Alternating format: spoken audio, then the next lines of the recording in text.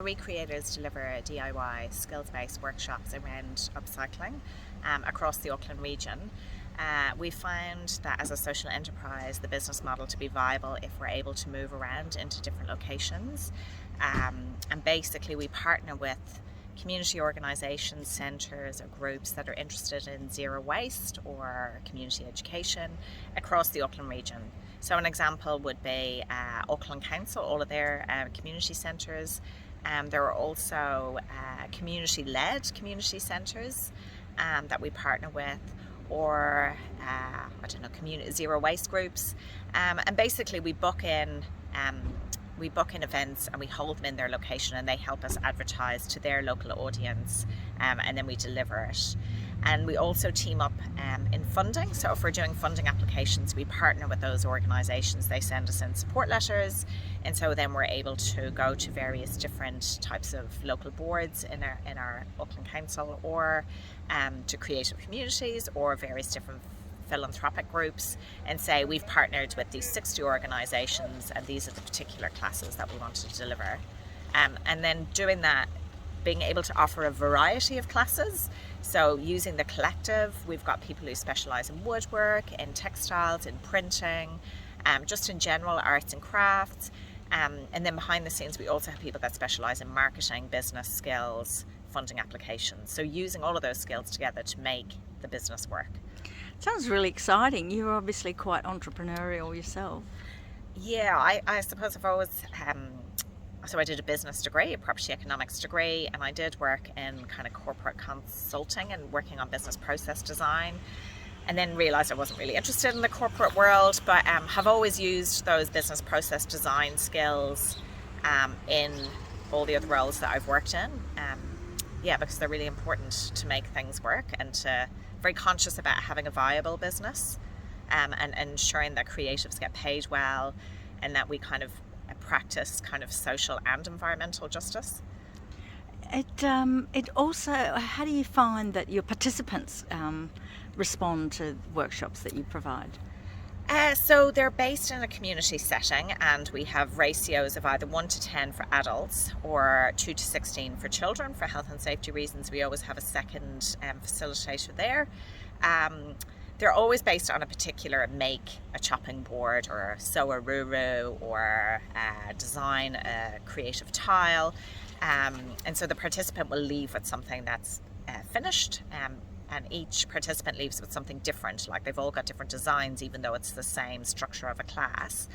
And what you see within the class then is there's a lot of chit chat, there's a lot of creativity that's shared, there's a lot of empowerment through the learning of a particular skill, and at the end we always say that because they've got a finished item, is that they have a sense of achievement, a sense of accomplishment, and so it's always about positivity. It's those positive feelings that you get when you create from hand, and something that's from your kind of sense of design. So contributing to social and emotional wellbeing in that way. Yeah. So when we apply for funding, we talk about 3 factors. So we obviously talk about upcycling being good for the environment, but we do talk about community well-being, the mental well-being you get from making, which we know fundamentally has been robbed by hyper-consumerism. People have lost their skills, they've lost hobbies, they've lost, and we're dealing with a lot of mental wellness because we've got these quick phone things, or these quick games, or this quick purchase, and actually we know that that's fundamentally leading to mental illness, whereas making leads to mental wellness. So we do talk about mindful making, and that it's really good. And then the last bit is actually bringing the community together with a common sense of purpose. So we do again see that through, particularly with adults that will like all chit chat. I mean, kids can kind of come in groups, and kids can kind of act together or on their own, but adults definitely, will start to kind of talk, and you really see that kind of chit chat and maker session. That's great. So in the bigger picture also, like in contributing, particularly thinking about the environment, how important is it that we perhaps go back to more hands-on rather than direct consumerism? Yeah, so I'm a big believer in degrowth economics. and the bigger picture around how we're going to save both social and environmental justice. And if you look at that in the degrowth model, it is around repair and manufacture. It is about local decentralized incomes and economics. It is about reducing waste through reusing more. And I don't know if you've read the Less is More by Jason Hickel, but that kind of outlines some of the strategies for degrowth. And it very much is about relearning those skills so that you can actually do it at home. It saves you money, it saves the environment, it helps you value the resource. So it's incredibly important from a macroeconomic level as well as from a deep kind of seated personal level. It goes, top down, bottom up. And in terms of using GDP as a measure, how far off track is that putting us? Well, it's pretty clear that GDP is not a good measure of income. There's a direct correlation between GDP, consumption and income. So the more you earn, the more crap you buy, the more crap you dump. It's pretty much, there's a clear trajectory around that. And what there isn't a clear trajectory on is that the more you earn, the more you spend doesn't make you happier. So, and it doesn't make you healthier. So there's direct statistics around health and well-being versus income. And so we can see in the likes of, say, Costa Rica, where the GDP is significantly less than, say, America.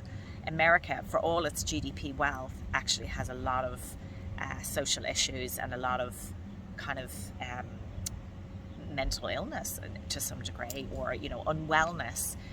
So it's not related. So income is not necessarily related to well-being. And so if we strip that back and think, okay, well, what is well-being? And well-being is like education, it's health, it's family, whānau. It is those really important. And within that is a hobby, So like once you're healthy, you've got a good, a reasonable income, you've got healthy food, you've got access to education. Then, we see people then that want to have a hobby. And those things are the important things that keep us well, and it also keeps our society well.